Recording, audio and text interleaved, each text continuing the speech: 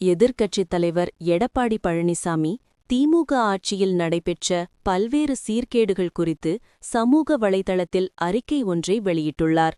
அதில் திருநெல்வேலி அருகே பட்டியலினத்தைச் சேர்ந்த விவசாயி ஒருவர் கடந்த 6 நாட்களுக்கு முன்பு மர்ம நபர்களால் படுகொலை செய்யப்பட்ட நிலையில் நேற்று காலை வரை குற்றவாளிகள் கைது செய்யப்படவில்லை என்றும், அந்த விவசாயியின் 23 வயது மகள் தனது உயிரை மாய்த்துக் கொண்டதாக வரும் செய்தி அதிர்ச்சியளிக்கிறது என்றும் குறிப்பிட்டார்.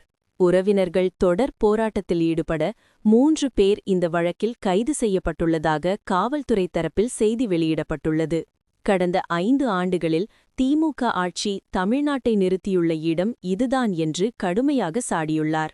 ஊருக்கே சமூக நீதி பாடம் எடுக்கும் திமுக ஆட்சியில் பட்டியலின மக்கள் எப்படி இருக்கிறார்கள் என்பதற்கு வேங்கை வயல் முதல் நாங்குநேரி பெரும்பத்து வரை பல்வேறு எடுத்துக்காட்டுகள் உள்ள நிலையில் தற்போது இச்செய்தியும் சாட்சியாக உள்ளது. விளிம்பு நிலை மக்களின் குரலாக தன்னை காட்டிக்கொள்ளும் திருமாவளவன் போன்றோர் இதை பற்றி ஏன் பேசவில்லை? ஏன் குரல் கொடுக்கவில்லை? தங்கள் சீட்டுகளுக்காக திமுகவிடம் பேசுபவர்கள் இதுபோன்ற உண்மையான மக்கள் பிரச்சினைகளையும் பேசலாமே.